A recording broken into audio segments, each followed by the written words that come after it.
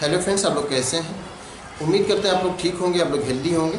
Friends, एक question किया गया है कि जो हार्ट होता है हम लोगों का, उसमें जो लेफ़्ट वेंट्रिकल होता है, तो लेफ़्ट वेंट्रिकल की वॉल राइट वेंट्रिकल की वॉल के कंपैरिजन में थिक क्यों होती है, मोटी क्यों होती है। तो जो हार्ट में ब्लड का सर्कुलेशन होता है, इसके बारे में हम पहले से वीडियो बना चुके हैं। तो उसमें आप अगर देखेंगे, उसको आप इस वीडियो को अगर आप देख लेंगे तो उसमें आपको सर्कुलेशन ठीक से समझ में आ जाएगा।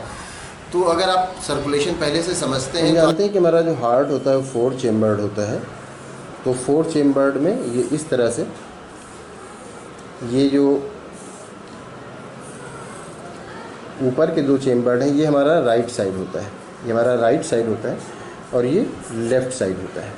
तो ये जो ऊपर के का जो चेम्बर है, ये इस चेम्बर को राइट ऑट्रियम कहते हैं और ये लेफ़्ट ऑट्रियम है और ये राइट वेंट्रिकल है और ये लेफ़्ट वेंट्रिकल है। ये लेफ़्ट वेंट्रिकल है जिसके बारे में आपने क्वेश्चन किया है कि इसकी वॉल थिक क्यों होती है, इसकी वॉल जो होती है वो मोटी क्यों होती है, इसके कंपैरिजन में।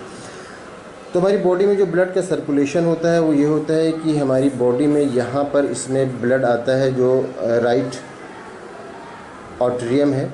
तो राइट ऑट्रियम में ब्लड आता है डीऑक्सीनेटेड ब्लड। हमारी पूरी बॉडी से जो डीऑक्सीनेटेड ब्लड आता है वो इसमें आता है, फिर यहाँ से राइट वेंट्रिकल में जाता है और ये डीऑक्सीनेटेड ब्लड होता है, फिर राइट वेंट्रिकल से ये लंग्स में चला जाता है। यहाँ पर ये यहाँ से ये लंग्स में चला जाता है और वहाँ पर ये ऑक्सीजनेटेड हो जाता है। डीऑक्सीनेटेड ब्लड का कार्बन डाइऑक्साइड निकल जाता है और वहाँ पर ये ऑक्सीजनेटेड होता है और फिर जब ऑक्सीजन मिल के फिर ये जो आपका लेफ़्ट ऑट्रियम है इसमें आता है और लेफ़्ट ऑट्रियम से फिर लेफ़्ट वेंट्रिकल में आता है, जिसके बारे में आपने क्वेश्चन किया है। अब लेफ़्ट वेंट्रिकल में जो ऑक्सीजनेटेड ब्लड आया, ये इस ऑक्सीजनेटेड ब्लड की सप्लाई पूरी बॉडी में होगी। इस ऑक्सीजनेटेड ब्लड की सप्लाई पूरी बॉडी में होगी यहाँ से।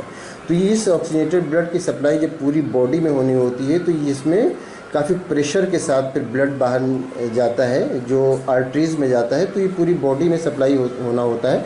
तो इसलिए उसे प्रेशर ज़्यादा होता है इसके कंपैरिजन में, क्योंकि यहाँ से जो ब्लड है वो पूरी बॉडी से आ रहा है तो इसमें उतना ज़्यादा प्रेशर नहीं होता। लेकिन यहाँ से जब ये ऑक्सीजनेटेड ब्लड यहाँ से पूरी बॉडी में जाना होता है तो ये बहुत प्रेशर के साथ जो ब्लड है वो पूरी बॉडी में सप्लाई होता है। तो इसलिए ये प्रेशर बर्दाश्त कर सके इतना, इसीलिए इसकी जो वॉल होती है ये थिक होती है।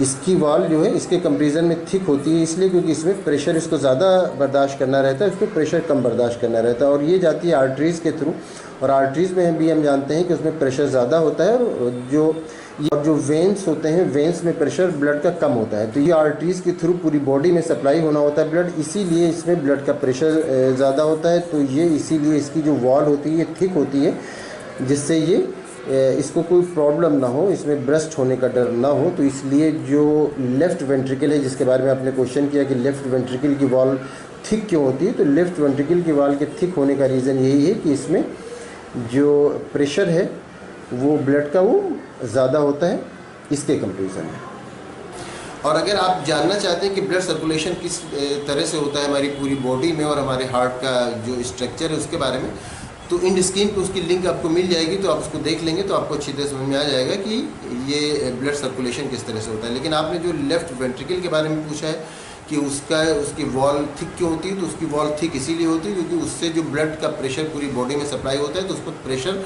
उसमें ज़्यादा पड़ता है और उस प्रेशर को बर्दाश्त करने के लिए उसकी वॉल का थिक होना ज़रूरी है। तो उम्मीद करते हैं आपको आपके क्वेश्चन का आंसर मिल गया होगा। अगर इसमें किसी तरह का कोई क्वेश्चन है या कोई कन्फ्यूज़न है तो आप पूछ सकते हैं इसके बारे में। Thank you.